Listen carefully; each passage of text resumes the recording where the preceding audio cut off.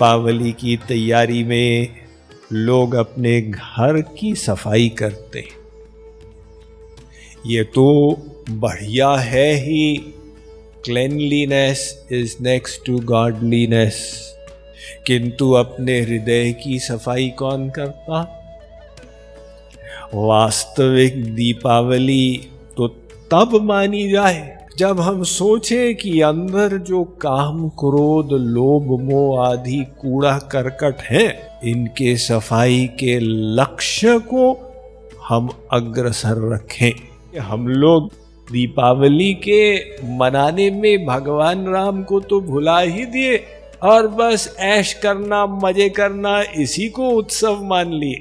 तो फैक्ट में ये जितने भी उत्सव होते, इनको मनाने का एक सांस्कृतिक, धार्मिक स्तर रहता है और एक इसका आध्यात्मिक स्तर रहता है।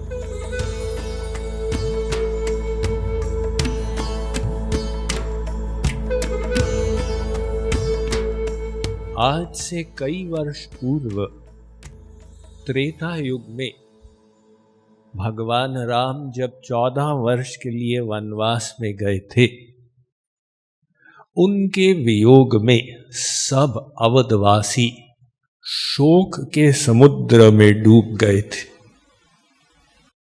पश्चात जब लंका विजय के बाद भगवान राम वापस पधारे, सब अवधवासियों ने स्वतः ही दीप जलाकर भगवान का स्वागत किया था। अवधवासियों के समान हम भी भगवान को, उनकी चेतना को अपने हृदय से निकाले हुए हैं।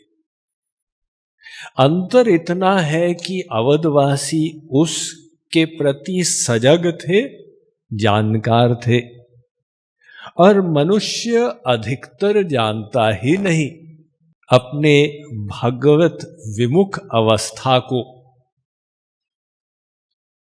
तो भगवान को हमें अपने हृदय में आमंत्रित करना, ये दीपावली का प्रमुख लक्ष्य है। भगवान के वियोग में हम अंधकार में डूबे। ये अंधकार है अज्ञान। देखिए, जैसे बाहर रात्रि का अंधेरा है, अब वो अंधेरों को आप दूर करना चाहें, जगह जगह दीप लगा दें, रात्रि नहीं जाती। यदि आकाश में तारागण भी खिले हों, कोई बादल न हो, तो भी रात टिकी रहेगी। और वैसे तो दीपावली अमावास पर आती है, लेकिन यदि पूर्णिमा का चंद्रमा हो तो भी वो रात्रि को हटाने में सक्षम नहीं है। एक सूर्य की आवश्यकता पड़ती।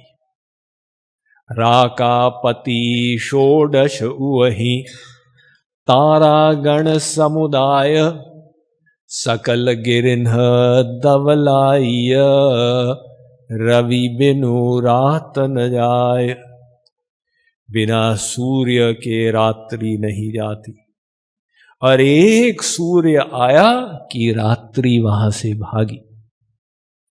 ऐसे हमारे हृदय में, बुद्धि में जो अंधकार है, उसका कारण भगवत विमुखता है। भगवान की ओर हम पीठ किए हुए और उनके सन्मुख होना, यही दीपावली का प्रमुख प्रयोजन है एवं समस्त उत्सवों का यही प्रयोजन है। दीपावली की तैयारी में लोग अपने घर की सफाई करते। ये तो बढ़िया है ही, cleanliness is next to godliness. किंतु अपने हृदय की सफाई कौन करता? वास्तविक दीपावली तो तब मानी जाए जब हम सोचें कि अंदर जो काम क्रोध लोभ मोह आदि कूड़ा करकट हैं, इनके सफाई के लक्ष्य को हम अग्रसर रखें। अतः दीपावली मनाने की शुरुआत यहां से हो कि व्यक्ति संकल्प ले। कई लोग दीपावली को नई शुरुआत का अवसर मानते। उत्तर भारत में व्यापारी वर्ग दीपावली के दिन पूर्व अकाउंट बुक को बंद करके और नया खाता शुरू करते। हमको भी अपनी आध्यात्मिक यात्रा में दीपावली के दिन एक नई शुरुआत का संकल्प लेना चाहिए। जो बीता सो बीता, बिगड़ा हुआ आगे की हम अवश्य बनाएंगे। तो ये नव शुरुआत के साथ प्रमुख दीपावली में लक्ष्मी जी की पूजा की जाती, क्योंकि लोग लक्ष्मी जी की कृपा के अभिलाषी रहते हैं। वे कृपा करें तो हमें धन समृद्धि मिले। किंतु प्रश्न ये है कि किस प्रकार का धन मिले।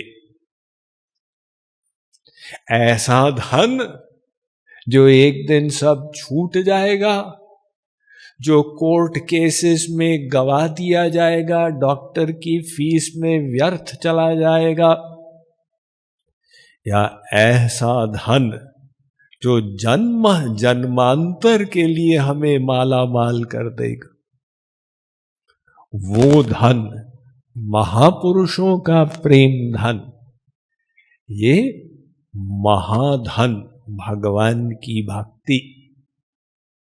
अतः महालक्ष्मी तो भगवान की अर्धांगिनी है, उनकी आह्लादनी शक्ति है और हमें पराभक्ति देने में समर्थ है।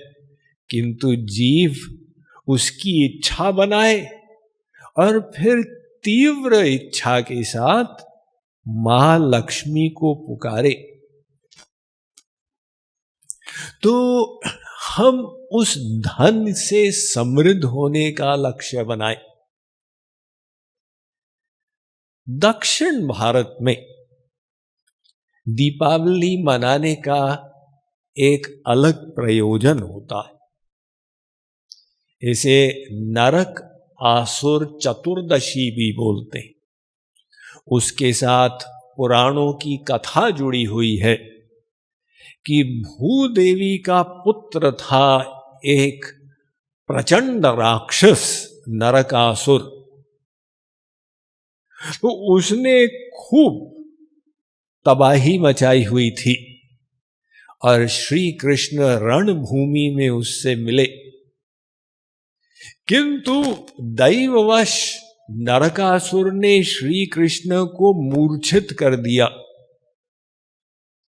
तब श्री कृष्ण की पटरानी सत्यभामा ने शस्त्र उठाया और नरकासुर का वध किया। पश्चात सत्यभामा को खेद हुआ कि मैंने इसको मारा। तो बताया गया कि नरकासुर भूदेवी का पुत्र था और भूदेवी की ही अवतार सत्यभामा थी। तो भूदेवी ने संकल्प लिया था कि मेरा पुत्र मार्ग भ्रष्ट हो गया, पथच्युत हो गया, तो मैं ही इसका वध करूंगी। इसलिए ये निर्धारित था कि उसकी मृत्यु सत्यभामा के हाथ ही होनी थी। पश्चात श्री कृष्ण तेल में अपना स्नान किए नरकासुर के रक्त को धोने के लिए। वो परंपरा आज भी दक्षिण भारत में मनाई जाती है। दीपावली के दिन लोग तेल से स्नान करते। तो जब हम इस उत्सव के आध्यात्मिक रहस्य को समझेंगे और एक भगवान की चेतना को अपने हृदय में बढ़ाने का प्रयास करेंगे, तो फिर धीरे धीरे हम आध्यात्मिक मार्ग में आगे बढ़ते हुए एक दिन यहां भी पहुंचेंगे जहां लगेगा कि प्रत्येक दिवस ही दीपावली है। सदा दिवाली संत की आठों प्रहर आनंद, ये दोहा कहता है कि लोग तो वर्ष में एक दिन दीपावली मनाते, लेकिन जो संत होता है उसकी दीपावली प्रतिदिन होती। अब ये अंतर है। श्री कृष्ण ने कहा या निशा सर्वभूतानाम तासाम जागर्ति संयमी। रात्रि क्या है और दिन क्या है? एक बार एक उल्लू और हंस के बीच में वाद विवाद शुरू हो गया।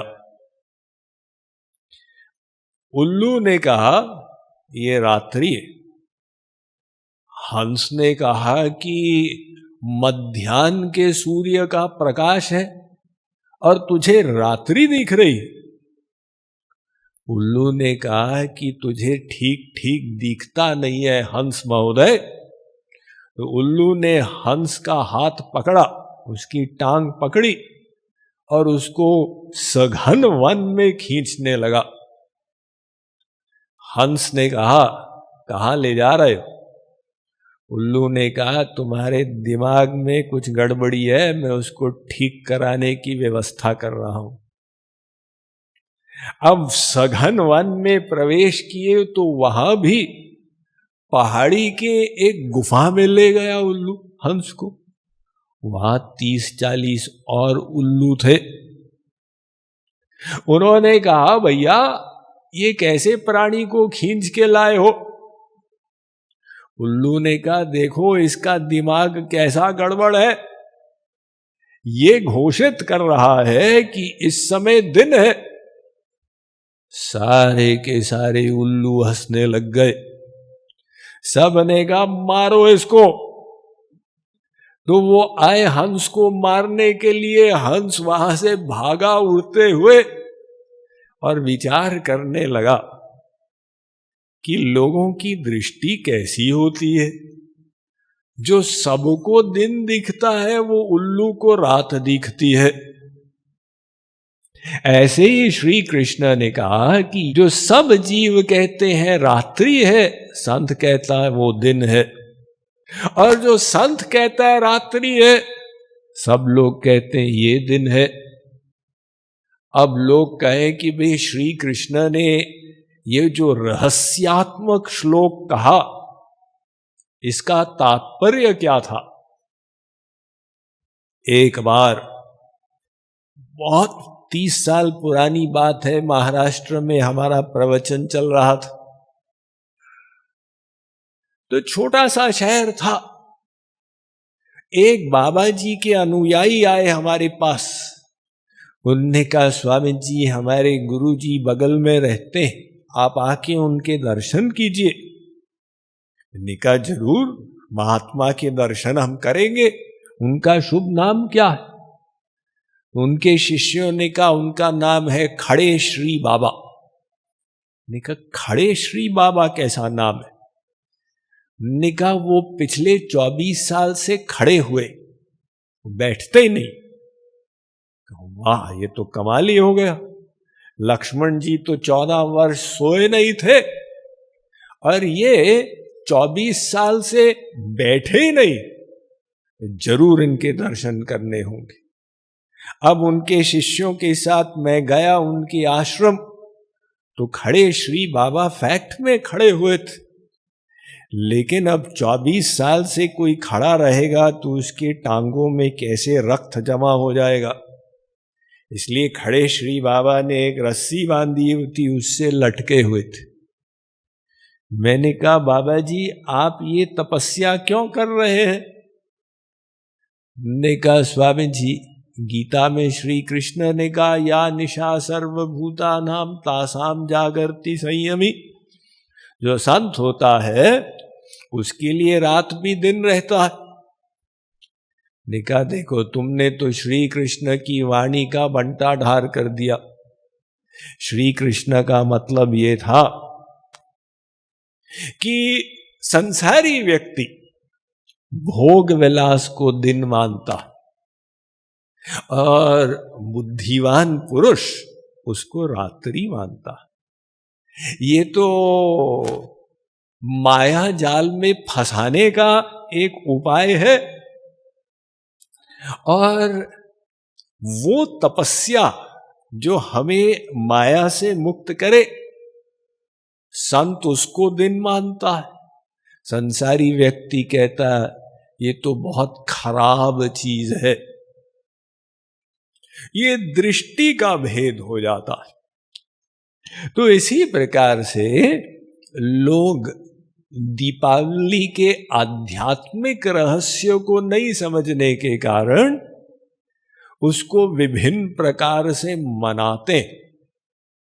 आप दिल्ली महानगर में जाके देखिए, दीपावली की रात्रि क्या जुआ खेला जाता है, शराब पी जाती है। यानी भगवान को तो साइड ही कर दिया।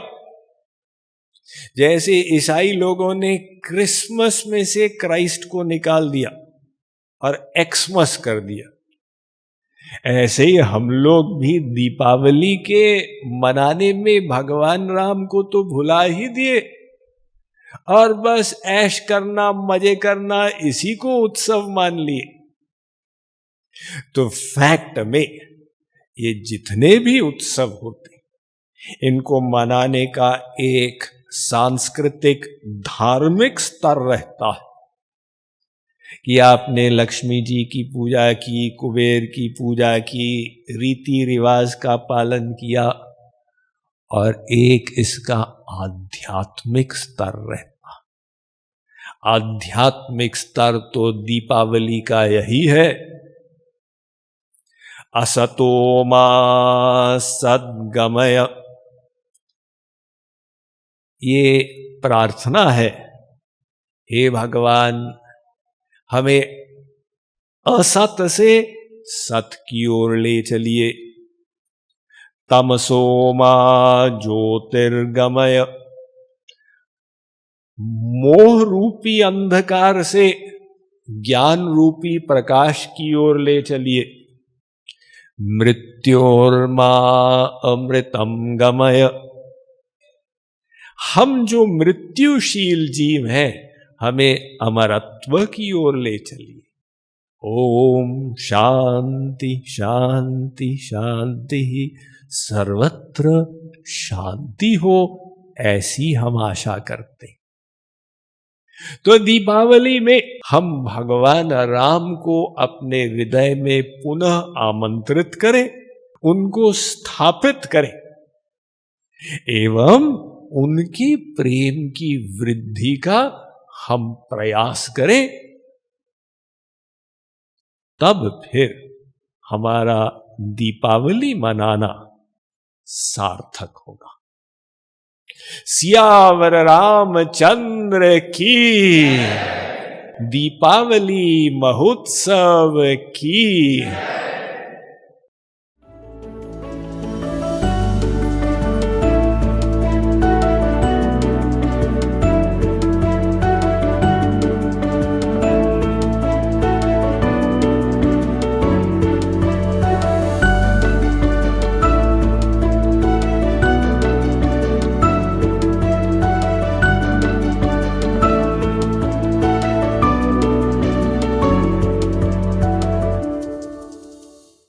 Management, life transformation, power of thoughts आदि प्रेरणादायक एवं आध्यात्मिक वीडियोस के लिए सब्सक्राइब करें स्वामी मुकुंदानंद हिंदी यूट्यूब चैनल को और बेल आइकन को अवश्य दबाएं ताकि आपको ये वीडियोस मिले सबसे पहले।